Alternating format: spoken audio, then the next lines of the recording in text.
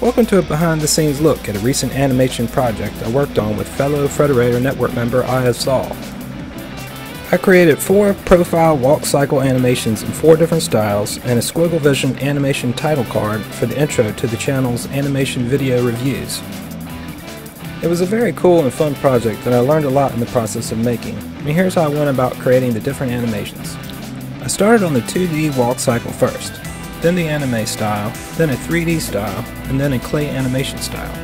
I created them all in Photoshop in frame animation, which I started with the key poses of contact, recoil, passing, high point, and then the reverse, contact, recoil, passing, and high point.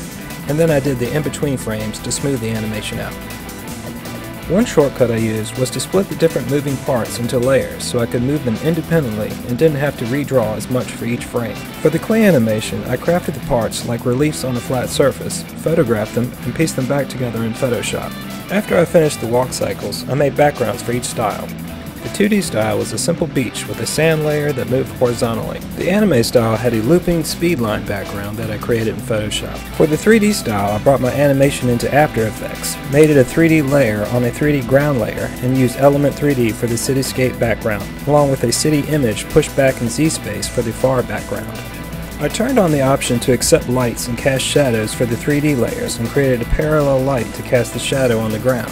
For the clay style, I was tasked with integrating it with real-life footage, so I brought it into After Effects, did a motion track of the chair in the background, made a null object for the motion track, and paired it my animation to the null.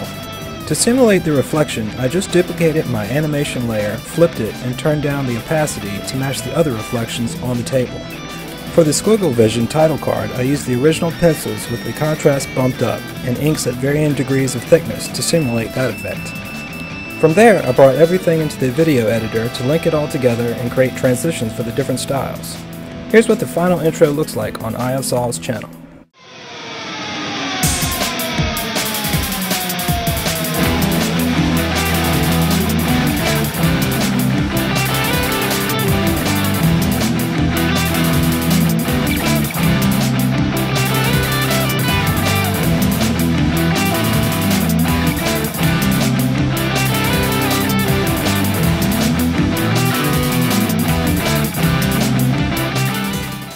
Thanks for watching.